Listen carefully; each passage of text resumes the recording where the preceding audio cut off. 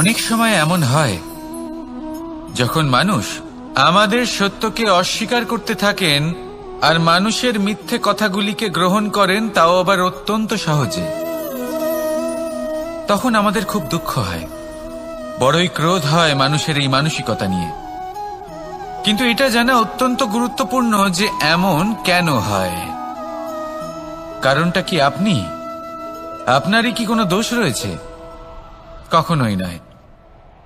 কারণ হলো এটা যে এই যে সত্য, এই সত্যের মূল্য অত্যন্ত অধিক, এতটাই অধিক যে অনেক সময় অনেক ধনী ব্যক্তিও এর মূল্য মেটাতে পারেন না।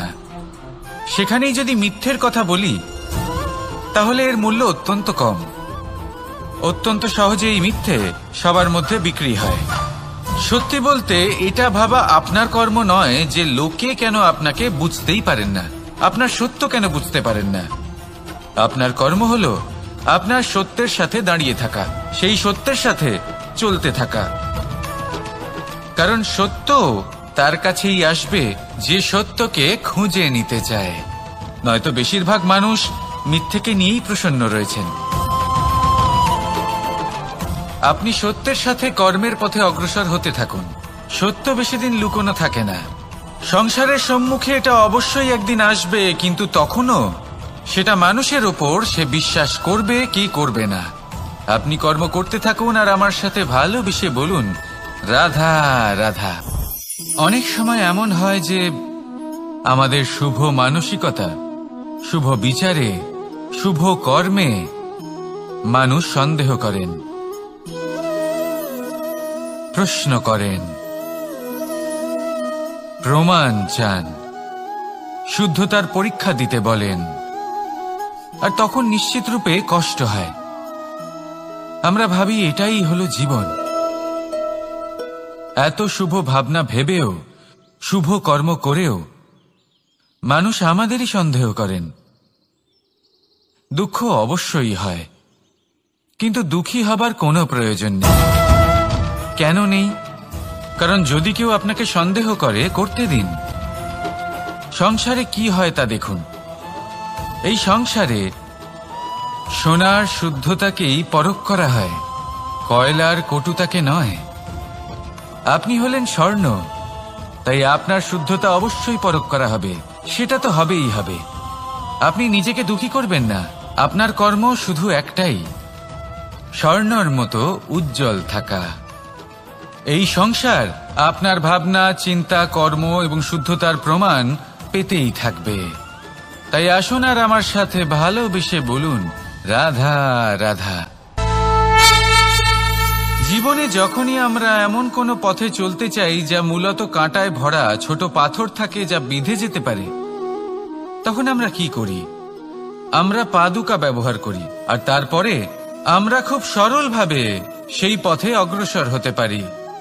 কিন্তু যদি পাদুকা আর পায়ের মাঝে কোনো ছোট পাথরও এসে ফেসে যায়, তখন কিন্তু আমরা খুব কোমল পথও পার করতে পারবো না। কিছু বুঝলেন আপনারা? এর সারমর্ম হলো এটাই যে আমরা বাইরের যুদ্ধ জয় করতে পারি, সেখানে সফল হতে পারি, কিন্তু তার থেকেও অনেক বেশি গুরুত্বপূর্ণ আর অনেক বেশি কঠিন অন্তরের যুদ্ধ হয়। অন্তরের সমস্যাগুলি হয় লোভ, মোহ, ক্রোধ, লালসা, ভয়। যদি এইগুলি আপনার মধ্যে থাকে তাহলে আপনি সংসারের যে কোনো স্তরে পৌঁছতে পারেন, অনেক বড় বড় যুদ্ধ জয় করতে পারেন, কিন্তু আপনি সন্তুষ্টি পাবেন না। তাই সর্বপ্রথম নিজেকে শুধরে নিন, তারপরে এই সংসারকে জয় করুন। তবে তার আগে আমার সাথে ভালোবেসে বলুন, রাধা রাধা। কখনো কখনো আমরা কোনো কাজ আরম্ভ করার বিষয়ে ভাবি, তারপর আরো ভাবি, তারপর আরো ভাবি, আর ভাবতেই থাকি।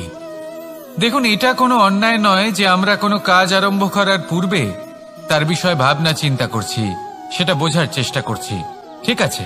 কিন্তু সম্পূর্ণ সময় এই চিন্তায় ব্যর্থ করা উচিত নয়। যদি আপনি বেশি সময় লাগিয়ে ফেলেন তাহলে সময় আপনার ওপর অবশ্যই রুষ্ট হবে। আর কেনই বা হবে না? আপনি সময় নষ্ট করছেন। আর সেটা উচিত নয়। দেখুন, নিশ্চিতভাবে ভাবনা চিন্তা করুন, বিবেচনা করুন, পূর্ণরূপে করুন, কিন্তু এটাও মনে রাখবেন যে উচিত সময়ের মধ্যে আপনাকে কর্ম আরম্ভ করতেই হবে। যদি ভাবতেই থাকেন তাহলে কর্ম আরম্ভ করতে পারবেন না। আর এই সময় অত্যন্ত বলশালী। যদি একে সম্মান করেন তাহলে তা আপনার সাথে থাকবে, আর যদি না করেন তাহলে থাকবে না। আসুন সময়কে সম্মান করুন আর আমার সাথে ভালোবেসে বলুন, রাধা রাধা। আপনি কখনো ভেবে দেখেছেন কি সেই জিনিস যা আপনাকে সামনে এগোতে বাধা দিচ্ছে? ধরুন আপনি কোনো পথ দিয়ে যাচ্ছেন, পা মুচকে গেলে তা আপনাকে সামনে এগোতে বাধা দেয়। সেইভাবেই জীবনে ক্ষুদ্র চিন্তা আপনাকে সামনে এগোতে বাধা দেয়। দেখুন, যদি কোনো চাক থাকে যার মধ্যে ফাটল রয়েছে, তা আপনাকে ভালো মাটির পাত্র বানাতে দেবে না।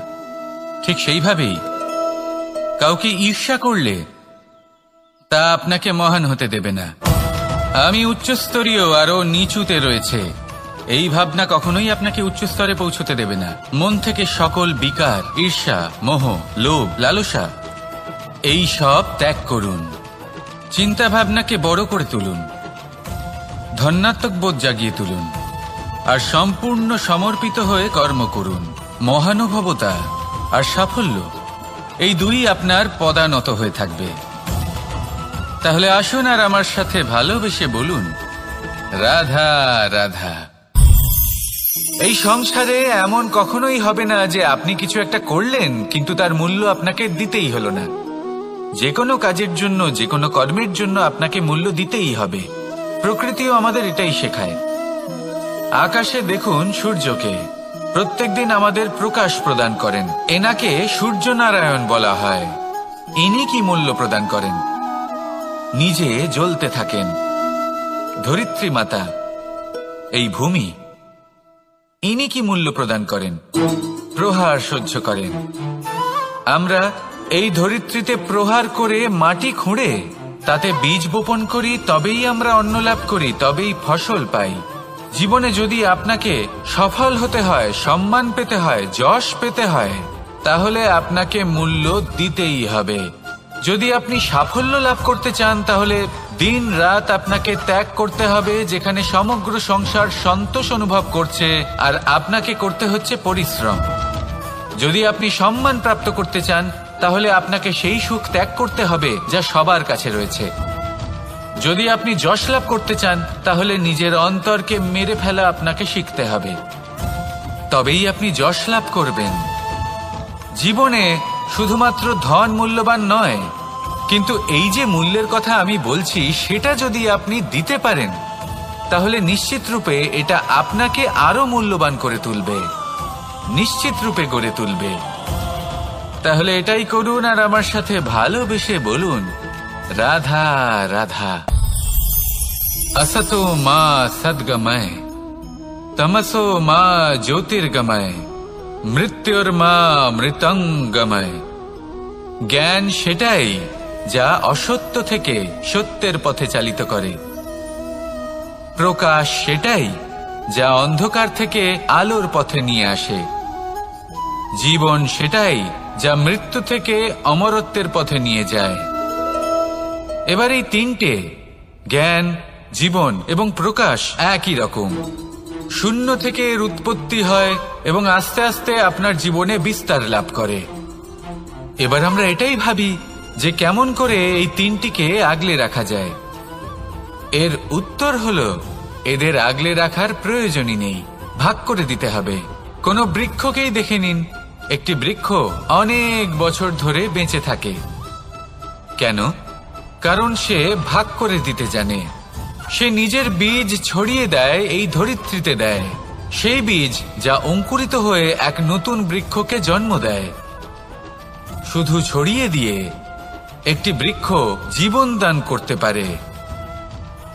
যদি কোনো ব্যক্তি জ্ঞান ছড়াতে শিখে যান, যদি প্রকাশ, আলোর কিরণ ছড়িয়ে দিতে শিখে যায়, কোনো ব্যক্তি তার জীবনের সুখ ছড়িয়ে দিতে শিখে যান, তাহলে তিনি মৃত্যুর পরও মৃত হন না। এই ভাগ করে দেওয়ার সুখটাই কিছুটা আলাদা। এই সুখ অনুভব করুন আর আমার সাথে ভালোবেসে বলুন, রাধা রাধা। এই সংসারের সব থেকে বড় যুদ্ধ কোনটা? দেব-অসুরের যুদ্ধ, যা অনেক বছর ধরে চলেছিল, নাকি রাম রাবণের যুদ্ধ, নাকি মহাভারত?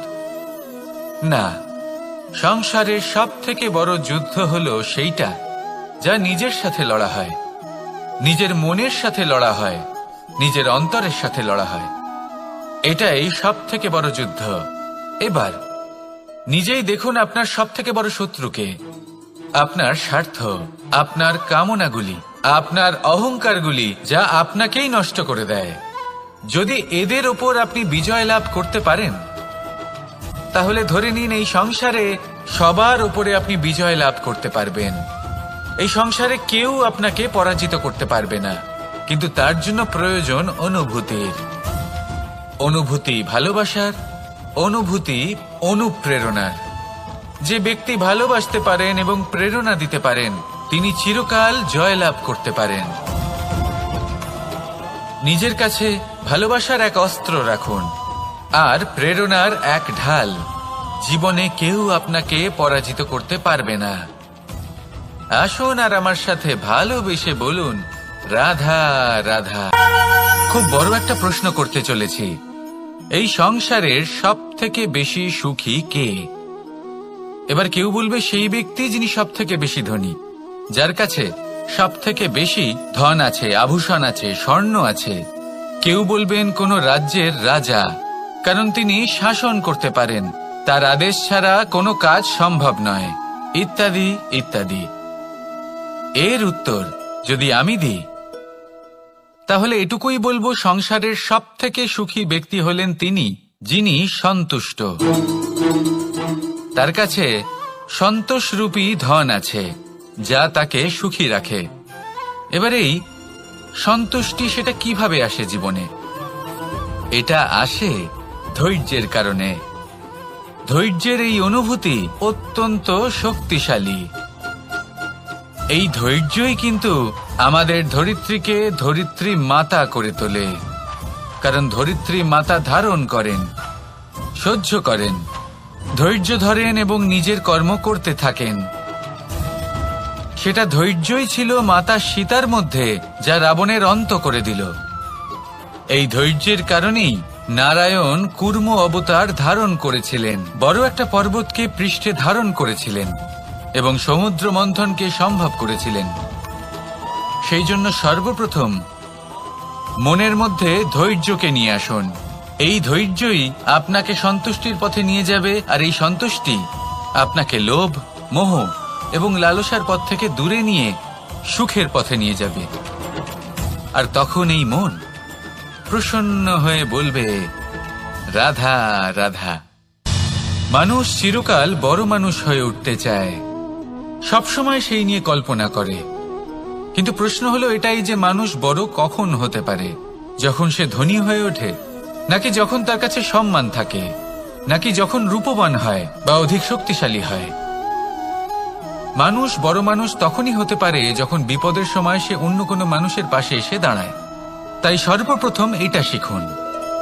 হয়তো এই জন্যই হনুমান শ্রীরামের কাছে এতটা বড়, আর হয়তো এই জন্যই বলরাম দাদা আমার কাছে এত বড়।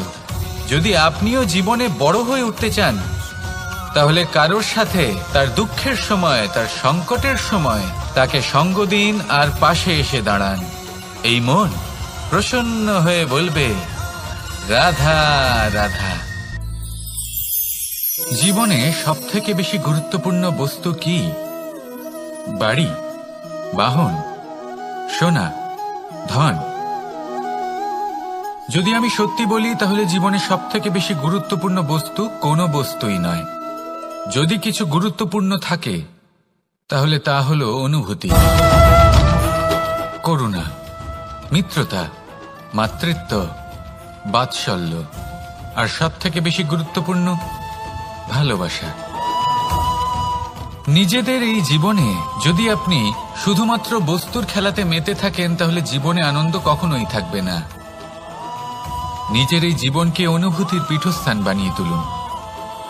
এই মন প্রসন্ন হয়ে বলবে, রাধা রাধা। যখনই কোনো ঘূর্ণিঝড় আসে, কোনো প্রলয় আসে, তখন দেখবেন তা কত বৃহৎ প্রভাব ফেলে, কত বড় বিনাশ ঘটায়, বিধ্বংস সৃষ্টি করে। যখন বন্যা আসে তখন কত গভীর প্রভাব ফেলে, কত সর্বনাশ ঘটায়। নদীর পাড়ও ভেঙে বয়ে নিয়ে যায়। সেখানে কোনো গাছকে দেখুন, শান্তভাবে দাঁড়িয়ে থাকে, চুপ করে, আর নিজের কাজ করে, ছায়া প্রদান করে, ফল প্রদান করে, কোনো শব্দ না করেই নীরবে কর্ম করে। যদি নদীর কথা বলি, নদী যখন বয়ে চলে, খেতে জল প্রদান করে, বনস্পতিদের প্রাণ প্রদান করে, আমাদের পানীয় জল দেয়। এত মহান কাজ করে কোনো শব্দ না করে, নীরবতার সাথে। এ হলো এক শিক্ষা যে এই সংসারে যারাই মহান কর্ম করেন তারাই নীরব থেকে সেই কর্ম করতে থাকেন, কারণ ওনারা জানেন যে গুরুত্বপূর্ণ প্রচার নয়, বরং কর্ম। আর যারা রুদ্রের সাথে থাকেন, কোলাহল করেন, তারা শুধুমাত্র ধ্বংসই করেন। এবার আপনি মৌন থেকে শুধুমাত্র কর্ম করে মহান হতে চান, নাকি রুদ্রের সাথে থেকে বিধ্বংস ঘটাতে চান? সিদ্ধান্ত আপনারই। আসুন আর আমার সাথে ভালোবেসে বলুন, রাধা রাধা। আপনি জীবনে কি হবেন সেটা আপনার পরিশ্রম, আপনার নিরন্তর প্রয়াস আর আপনার নির্বাচিত দিশার উপর নির্ভর করে না। এটা নির্ভর করে আপনার সঙ্গতির উপরেও। এই সঙ্গতি যা হলো অত্যন্ত গুরুত্বপূর্ণ। প্রকৃতিও আমাদের এটাই শেখায় বিভিন্ন উদাহরণ দিয়ে। যদি আপনাকে একটা উদাহরণ দিই, কখনো বাতাসের প্রবাহ লক্ষ্য করবেন। এই বাতাসের প্রবাহ যখন কোনো পুষ্পকে স্পর্শ করে, সেও সুগন্ধে পরিপূর্ণ হয়ে যায়। এই বাতাসের প্রবাহ যখন কোনো নালীর উপর দিয়ে প্রবাহিত হয়, তখন সেও সুগন্ধহীন হয়ে যায়। এ সঙ্গতির প্রভাব যা মানুষকে কোথা থেকে কোথায় নিয়ে যেতে পারে আপনি জানতেও পারবেন না। এ হলো সঙ্গতির প্রভাব, যেখানে চানার সাথে গুড়ও মিশে যেতে পারে। এ হলো সঙ্গতিরই প্রভাব, যেখানে একটা সাধারণ পাথর স্বর্ণের সাথে মিশে গিয়ে একটা রত্নে পরিণত হতে পারে। তাই এই সঙ্গতির বিষয়ে বিশেষ খেয়াল রাখবেন। আপনি কার সাথে মিশছেন, কি বলছেন, কি শিখছেন, আপনার অস্তিত্বের উপর তাদের কি প্রভাব পড়ছে, সব লক্ষ্য করবেন। আর আমার সাথে ভালোবেসে বলবেন, রাধা রাধা। যখন আমরা জীবনে কোনো লক্ষ্যের দিকে অগ্রসর হই, তখন অনেক সংখ্যক লোক আমাদের পরামর্শ দেন যে আপনি এটা করুন, আপনার সেটা করা উচিত, আপনার ওই আদর্শ ব্যক্তিরই মতো ওই পথেই চলা উচিত। আমাদের ভালো লাগে, আমরা তা অনুসরণ করতে থাকি, কারণ সেই পথে 1 বা 10 জন মানুষ চলে নিজের লক্ষ্য প্রাপ্ত করে ফেলেছেন। এবার সেই লোকেরা সেই পথে চলে নিজের লক্ষ্য প্রাপ্ত করেছেন, তার মানে কি এটাই যে আমাদেরও লক্ষ্য প্রাপ্তি হয়ে যাবে? কোনো মানে নেই। আমি আপনার কাছে একটা সহজ প্রশ্ন রাখছি, সেই আদর্শ ব্যক্তি কি আপনি? আপনি নন। সেই ব্যক্তি হলেন অন্য কেউ, যার নিজস্ব ভাবনা রয়েছে, নিজের বিচারধারা আছে, নিজের কর্ম আছে, নিজের অভিজ্ঞতা আছে, নিজের গুণ, নিজের অপগুণ আছে, তাদের নিজেদের একটা যাত্রা আছে, নিজের লক্ষ্য আছে। তিনি আপনি নন। যদি কথা বলি আপনার বিষয়ে, আপনার বিষয়ে সব থেকে বেশি কে জানে? আপনার যাত্রা, আপনার লক্ষ্যের বিষয়, আপনার ভাবনা চিন্তা, আপনার বিচারধারা, আপনার কর্মের বিষয়, আপনার কামনার বিষয়, আপনার অভিজ্ঞতার বিষয়, এই সব বিষয়ে সব থেকে বেশি যদি কেউ জানে, তিনি হলেন স্বয়ং আপনি। তাই নিজের জীবনে কোনো পথ নির্বাচন করবেন আর কিভাবে সামনে এগোবেন, এই নির্বাচনও শ্রেষ্ঠ হবে যদি সেটা আপনি নিজেই করেন। আপনি আপনার জীবনকে নিরীক্ষণ করুন, বুঝুন, আর নিজের লক্ষ্য গিয়ে প্রাপ্ত করে ফেলুন। সমাজের সামনে এমন একটা উদাহরণ আপনি প্রস্তুত করুন যাতে ভিড় আপনার পথে চলতে তৎপর হয়ে ওঠে। আসুন আর আমার সাথে ভালোবেসে বলুন, রাধা রাধা। সংকট, সমস্যা, বিপদ এগুলো তো সকলের জীবনেই আসে। অনেক সময় এমন হয় যে মানুষের জীবনে যখন এমন কোনো বিপদ আসে তখন সে ভয়ভীত হয়ে পড়ে, চিন্তিত হয়ে পড়ে, নিরাশ হয়ে যায়। কিন্তু আমি আপনাকে একটা সত্যি কথা বলি যে আমাদের ব্যক্তিত্বের বিকাশের জন্য, আমাদের নিজেদের লক্ষ্যে পৌঁছে দেবার জন্য এই সংকট, এই সমস্যা এগুলো অত্যন্ত গুরুত্বপূর্ণ। আর এর উদাহরণ আমি নয়, বরং প্রকৃতি স্বয়ং দেবে। আপনি নিজেই ধরিত্রী মাতাকে দেখে নিন। ধরিত্রী মাতা সূর্যের তাপ সহ্য করেন কেন? যাতে পৃথিবীতে যে জল রয়েছে তা বাষ্পে পরিণত হয়ে ওপরে উঠে মেঘ হয়, আর পৃথিবীতে বর্ষা হয়ে ফিরতে পারে, নতুন জীবন দান করে। আর অন্যদিকে পাতা ঝরার মরশুমে কোনো বৃক্ষকে দেখুন, পাতা ঝরার মরশুমে সমস্ত পাতা ঝরে যায়, তারপরে সেই গাছে নবনির্মাণ হয়, নতুন পাতা জন্মায়, সেই গাছ আবার ভরে ওঠে, সবুজে সবুজ হয়ে ওঠে। সেইভাবেই আপনার জীবনেও সংকট এবং সমস্যা এগুলো তো আসতেই থাকবে, কিন্তু আপনার এগুলিকে ভয় পেলে চলবে না, পিছু হটলে চলবে না, নিরাশ হলে চলবে না, বরং দৃঢ়তার সাথে, সাহসের সাথে তার সম্মুখীন হতে হবে। যদি আপনি এটা করতে শিখে যান তাহলে আপনি দেখবেন যে এই সমস্যা, এই সংকট, এই বিপদ আপনাকে শক্তি প্রদান করবে। আসুন আমার সাথে ভালোবেসে বলুন, রাধা রাধা। প্রকাশ কার মধ্যে থাকে? সূর্য। শীতলতা কার মধ্যে থাকে? চন্দ্রমার মধ্যে। এবার যদি সূর্যের মধ্যে প্রকাশ না থাকে কি হবে? অন্ধকার। যদি চন্দ্রমার মধ্যে শীতলতা না থাকে তাহলে কি হবে? মহা অন্ধকার। সবকিছু অন্তরে আছে, শুভভাব আর সত্যতা প্রত্যেকটা মানুষের অন্তরের মধ্যে থাকবেই থাকবে। যদি এটা না থাকে তাহলে জেনে রাখুন কিছুই নেই। যেমন একটা প্রদীপ যা জ্বলছে, যা প্রকাশ দিচ্ছে, অন্ধকারে আমাদের পথ প্রদর্শন করছে। কেন জ্বলে? কারণ ওর মধ্যে একটা সলতে আছে যা জ্বলছে। সলতে কেন জ্বলে? কারণ তার ভিতর ঘি আছে যা ওই সলতেকে জ্বলতে সাহায্য করে। সবকিছুই আমাদের মনের ভিতরেই রয়েছে, ভালো ভাব এবং সততাও। এই নিয়েই কর্ম করতে থাকুন আর জীবনের সামনে এগোতে থাকুন। সমস্ত জীবন আলোকিত হয়ে উঠবে। আসুন আর আমার সাথে ভালোবেসে বলুন, রাধা রাধা। ফাগুন পূর্ণিমাতে পালন করা হয় এই বিশেষ উৎসব, যার নাম শুনতেই রঙের কথা মনে পড়ে, মন উচ্ছ্বসিত হয়ে ওঠে। এই উৎসবের নাম হল দোল। এমন কি বিশেষ রয়েছে এই উৎসবে যা অন্য কোনো উৎসবে নেই? ত্যাগ।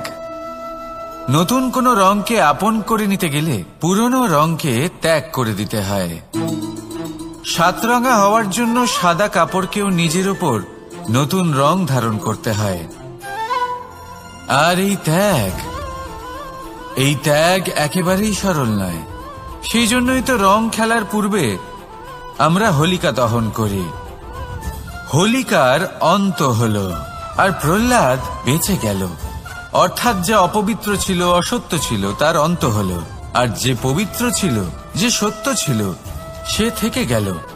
এইভাবে আপনিও আপনার মনের মধ্যে যত বিকার রয়েছে, যে বিকারের বোঝা আপনি বয়ে নিয়ে চলেন, সেই ভার হোলিকা দহনে ভস্ম করে দিন। নিজেকে হালকা বোধ করবেন, আর যখন নিজেকে হালকা বোধ করবেন, নিজে থেকেই জীবনে উন্নতি করবেন। তাই এই দোলে নিজেকে বিকার মুক্ত করুন। দোলের এই আনন্দ আরো অনেক বেড়ে যাবে, আর মন প্রসন্ন হয়ে বলবে, রাধা রাধা। এই বছর দোলে নিজের প্রিয়জনকে কোন রঙে রাঙিয়ে তুলতে চান আপনি?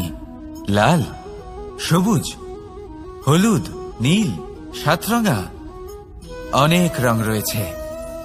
আমাকে জিজ্ঞেস করলে আমি বলবো এই বছরও ওই রঙেই খেলবো যে রং দিয়ে আমি ছোটবেলা থেকে আজ পর্যন্ত খেলে এসেছি, প্রেমের রং। প্রেমের এই রং যা হয়তো দেখা যায় না, কিন্তু যখন এই প্রেমের রং গায়ে লাগে তখন সব রঙই ভালো লাগে। প্রেম যাতে কোনো রং অশুভ মনে হয় না, সবই ভালো মনে হয়।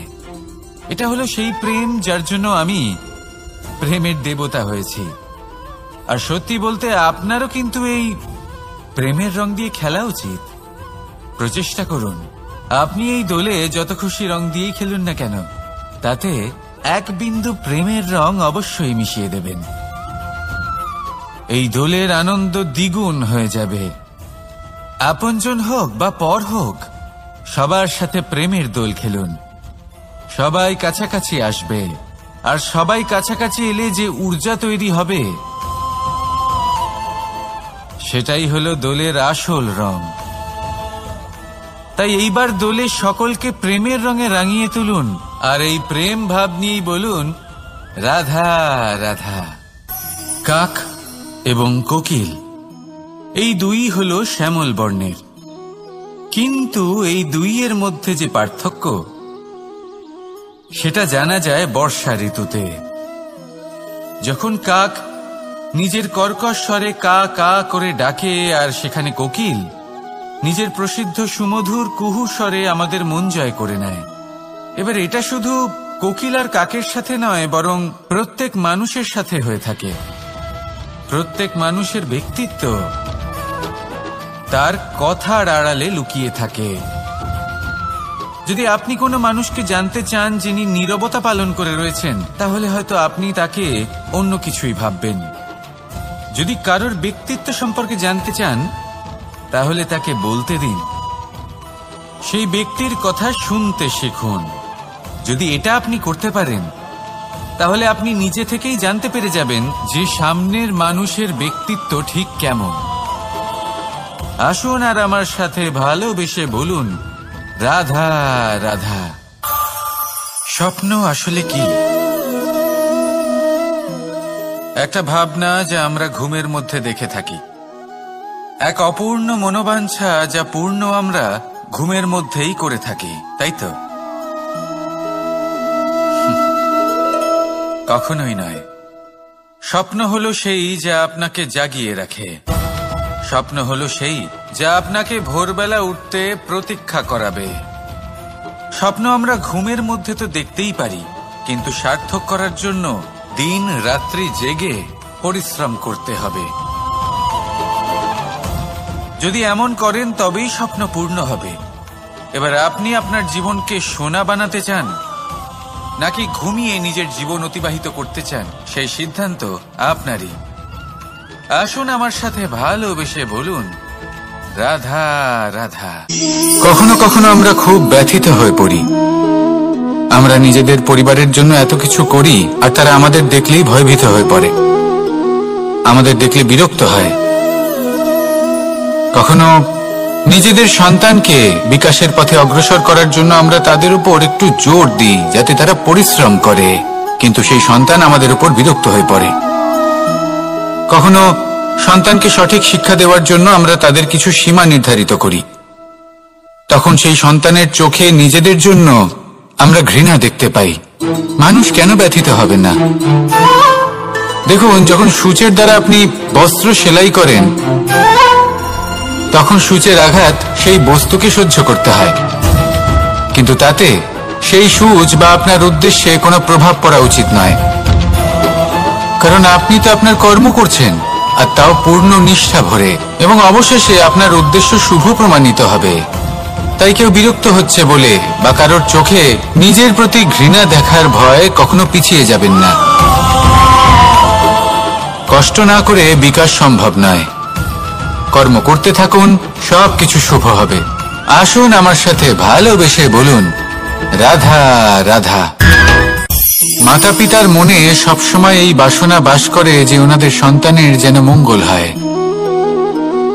নিজের সন্তানকে সেই সবকিছু দেওয়ার সবসময় চেষ্টা করতে থাকেন যেগুলো তারা নিজেরা নিজেদের জীবনে কখনো পেতে পারেননি, এবং এই প্রক্রিয়ায় সবথেকে গুরুত্বপূর্ণ বিষয়টি ভুলে যান, নিজের সন্তানকে সেই জিনিস দেওয়া যেটা উনি সবথেকে আগে পেয়েছেন। আমি ধনের কথা বলছি না, আমি বলতে চাইছি নিজের অভিজ্ঞতা দ্বারা ওনারা যে মানসিক স্থিতি লাভ করেছেন, ওনারা যে মর্যাদা লাভ করেছেন, যে শিক্ষা ওনারা লাভ করেছেন, সবার আগে নিজের সন্তানকে সেটা দেওয়া প্রয়োজন। সেটা যদি নিজের সন্তানকে দিতে পারেন, তাহলে এই সন্তান জীবনে তার পথে এগোতেও পারবে, ধন অর্জন করতে পারবে এবং শক্তিশালী অনুভবও করতে পারবে। সেই জন্য সন্তানকে সবার আগে সেটা দান করুন যেটা সব থেকে বেশি মূল্যবান। সেটা দিন যেটা আপনি সবার আগে লাভ করেছেন। আসুন আমার সাথে ভালোবেসে বলুন, রাধা রাধা।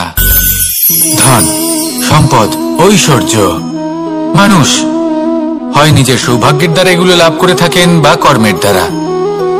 সৌভাগ্য আসলে কি? গ্রহের দশা যা প্রত্যেক মুহূর্তে বদলাতে থাকে। কর্মের মাধ্যমে যখন আপনি ধন অর্জন করেন, তখন সেই ধন আপনার আগামী প্রজন্ম লাভ করে। সেটা হয় সে ভোগ করে বা তার জন্য তার ভোগান্তি হয়। আর এটা নির্ভর করছে আপনার কর্মের ওপরে। কি কর্ম করেছেন আপনি সেই ধনকে লাভ করার জন্য? যদি আপনি সৎ পথে চলেন, নিষ্ঠা ভরে আপনি কর্ম করে থাকেন এবং তার ফলে আপনি ধন অর্জন করে থাকেন, তাহলে আপনার আগামী প্রজন্ম সেটা ভোগ করবে, সেটা প্রয়োগ করবে নিজের বিকাশের জন্য। কিন্তু যদি আপনি কুকর্ম করে থাকেন, কোন রকম ছলনা করে থাকেন এই ধন লাভ করার জন্য, তাহলে 100% আপনার আগামী প্রজন্মকে এর জন্য ভুগতেই হবে। তাহলে আপনি কি চাইবেন? যে আপনার আগামী প্রজন্ম সুখ ভোগ করবে, নাকি আপনার কুকর্মের পরিণাম ভোগ করবে? নির্বাচন আপনারই। আসুন আমার সাথে ভালোবেসে বলুন, রাধা রাধা। কর্ণ, সূর্যপুত্র কর্ণ, স্বয়ং সূর্যের পুত্র, দেবী কুন্তির প্রথম পুত্র। সেই কর্ণ যার একটি বাণ আমার রথকে, সেই রথ যার উপর মহাবলী অর্জুন বিরাজমান ছিলেন, যার পতাকায় স্বয়ং হনুমান ছিলেন, সেই রথকে তার একটি বাণ ধসিয়ে দিতে পেরেছিল। দৈব কবচ কুণ্ডলধারী কর্ণ, সেই কর্ণ যুদ্ধক্ষেত্রে নিজের সমাপ্তির সম্মুখীন হলেন। কারণ কি ছিল? নির্বাচন। দুর্যোধনের সাথে বন্ধুত্ব রাখার জন্য, তার অনুচিত কর্মে কোনোদিন কোনো প্রতিবাদ করেননি, তাকে সঙ্গ দিয়েছেন এই নির্বাচন। যখন দ্রৌপদীর বস্ত্রহরণ হচ্ছিল, তখন তাকে বাধা দেওয়ার বদলে নীরব থাকার নির্বাচন, তার বিরোধিতা কখনো না করার নির্বাচন। এই নির্বাচনই কারণ হয়ে দাঁড়ালো কর্ণের পতনে। এই সংসারে সবার উপকার আপনি স্বীকার করতে পারেন, তাকে সম্মানও করতে পারেন, কিন্তু তার সামনে এতটাও নত হবেন না যে নিজের অন্তর্মনের কথাটা আপনি শুনতে না পান। নির্বাচন যদি ধর্মসঙ্গত হয়, তবেই তা শুভ হয়। আসুন আমার সাথে ভালোবেসে বলুন, রাধা রাধা। ভীষ্ম, একটা মহান নাম, দেবী গঙ্গার সুপুত্র। স্বয়ং বৃহস্পতি এবং পরশুরাম ছিলেন ওনার শিক্ষাগুরু। অত্যন্ত মহান যোদ্ধা ছিলেন, কিন্তু এই মহান যোদ্ধা ইনি ইতিহাসে আজ পর্যন্ত সেই সম্মান পেলেন না যার উনি যোগ্য ছিলেন। কারণ নির্বাচন। রাজ সিংহাসনের সেবা করার প্রতিজ্ঞা নিয়েছিলেন উনি। এবার রাজ সিংহাসনে যেই বসুক না কেন তার সেবা করা, তার প্রত্যেক আদেশ পালন করা, এটাই ছিল ওনার প্রতিজ্ঞা। তা সেই ব্যক্তি উচিত হোক বা অনুচিত, সে উচিত পথে চলুক বা অনুচিত পথে চলুক, সুপাত্র হোক বা কুপাত্র, উনি তার সেবা করতে থাকলেন, তার প্রত্যেক আদেশ পালন করতে থাকলেন, নিজের প্রতিজ্ঞা পালন করতে থাকলেন। ধৃতরাষ্ট্র নেত্রহীন অবশ্যই ছিলেন, কিন্তু এতটাও নেত্রহীন ছিলেন না যে উনি প্রজাদের চোখের জল, ধর্ম অধর্ম দেখতে পাবেন না। উনি সব বুঝতে পারতেন। আর এদিকে ভীষ্ম নিজে প্রতিজ্ঞাবদ্ধ হয়েছিলেন। দুর্যোধন অনুচিত পথে চালিত হচ্ছিল, তাও উনি তাকে সঙ্গ দিতে থাকলেন। আর পরিণামস্বরূপ আজ পর্যন্ত ইতিহাসে উনি সেই স্থান পেলেন না, সেই সম্মান পেলেন না যার যোগ্য উনি ছিলেন। যদি আপনি কোনো প্রতিজ্ঞা করে থাকেন, তা সে যতই কোনো উচিত কারণের জন্য হোক না কেন, যদি আস্তে আস্তে সময়ের সাথে সেই প্রতিজ্ঞা আপনাকে অনুচিত পথে চালিত করে অধর্মের পথে নিয়ে যায়, পাপের পথে নিয়ে যায়, তাহলে সেই প্রতিজ্ঞা ভঙ্গ করা অত্যন্ত আবশ্যক। সময় অনুসারে নিজেকে বদলানো আবশ্যক, নয়তো এই প্রতিজ্ঞা আপনাকে দিয়ে পাপ কর্ম করাবে, কুকর্ম করাবে, আর আপনার বিনাশের কারণ হবে। আসুন আমার সাথে ভালোবেসে বলুন, রাধা রাধা। অশ্বত্থামার মৃত্যু হল। কেউ জানে না সে মানুষ নাকি হাতি। এই বাক্য কে বলেছিলেন? সাক্ষাৎ ধর্মরাজ যুধিষ্ঠির। সেই যুধিষ্ঠির যিনি নিজের জীবনে কখনো মিথ্যে বলেননি, কিন্তু উনি এমন কিছু নির্বাচন করেছিলেন যার জন্য চিরকাল শুধুই মহারাজ যুধিষ্ঠির হয়ে থেকে গেলেন। কখনো অভিমন্যুর সমান হতে পারলেন না।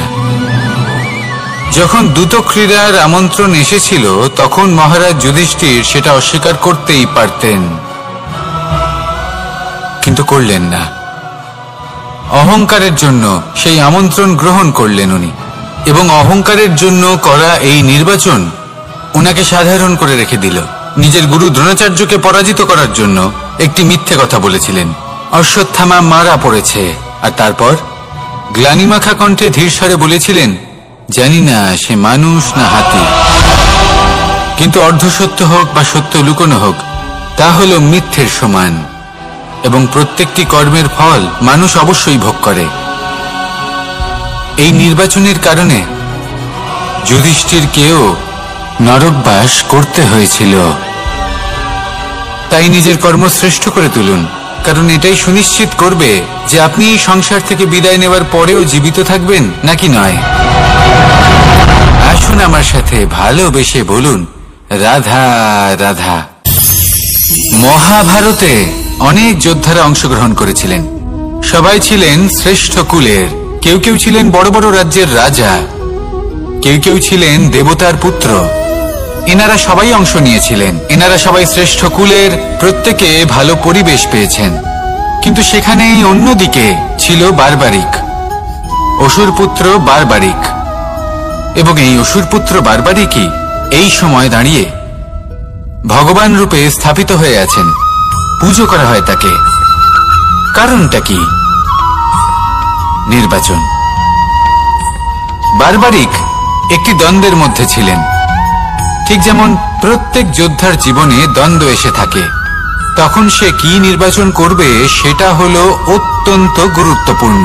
বারবারিকের কাছে এত শক্তি ছিল যে একটি মাত্র বাণ প্রয়োগ করে সবাইকে নাশ করতে পারত। দ্বন্দ্ব ছিল একটাই, যে ও নির্বাচন করতেই পারছিল না কোন পক্ষ হয়ে যুদ্ধ করবে। ওর নির্বাচন ছিল এটাই যে ও কোনো পক্ষের হয়েই যুদ্ধ করবে না, বরং নিজের মস্তক সে দান করবে। আর এই কর্মের কারণে, এই নির্বাচনের কারণে আজকের সময়ে দাঁড়িয়ে ওকে ঘাটুশ্যাম রূপে পুজো করা হয়।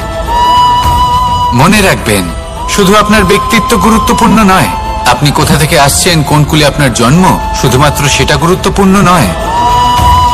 সব থেকে বেশি গুরুত্বপূর্ণ হলো আপনার কর্ম, আপনার নির্বাচন। আসুন আমার সাথে ভালোবেসে বলুন, রাধা রাধা।